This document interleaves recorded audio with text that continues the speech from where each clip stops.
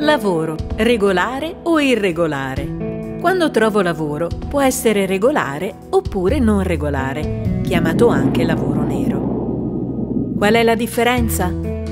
Il lavoro regolare ha un contratto, un documento ufficiale con una scadenza e nel quale sono scritte chiaramente le mie ore di lavoro settimanali. Senza un regolare contratto di lavoro, il mio datore di lavoro non paga le tasse e io non posso godere di una serie di diritti fondamentali.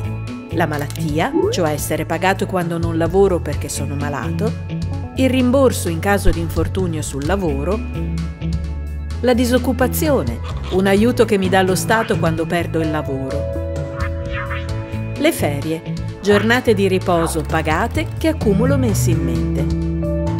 Devo fare molta attenzione, non basta il contratto.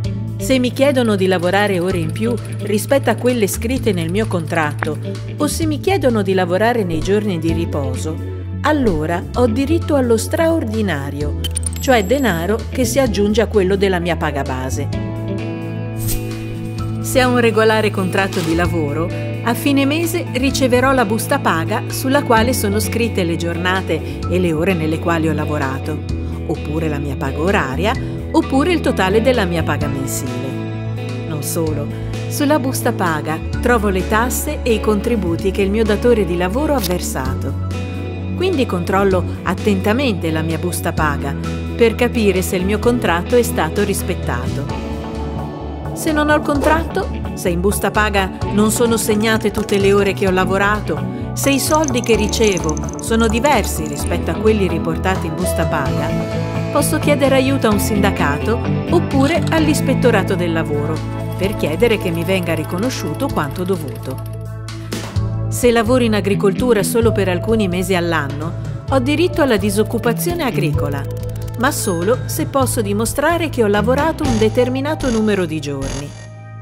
Finora abbiamo parlato di chi non rispetta il contratto di lavoro, ma potrei trovarmi anche in una situazione peggiore, sfruttamento o grave sfruttamento.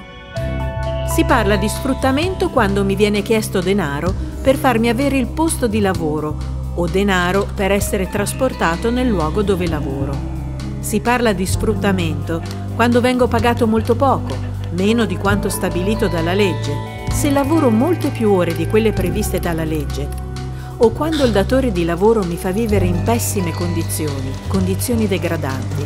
Infine, si parla di sfruttamento se chi mi dà il lavoro mi sequestra i documenti e mi costringe a lavorare in cambio di cibo e alloggio.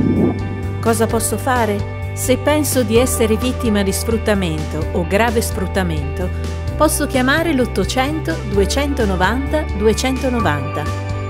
Mi risponderà l'associazione più vicina che si occupa di tratta di esseri umani e grave sfruttamento.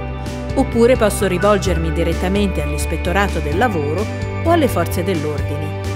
Io sono irregolare, non mi aiuteranno. Invece sì, in caso di grave sfruttamento ho diritto ad un permesso di soggiorno e a programmi di protezione che mi offriranno assistenza legale, vitto e alloggio e altri aiuti per uscire dallo sfruttamento e riguadagnare la mia autonomia. Conosco i miei diritti, denuncio lo sfruttamento.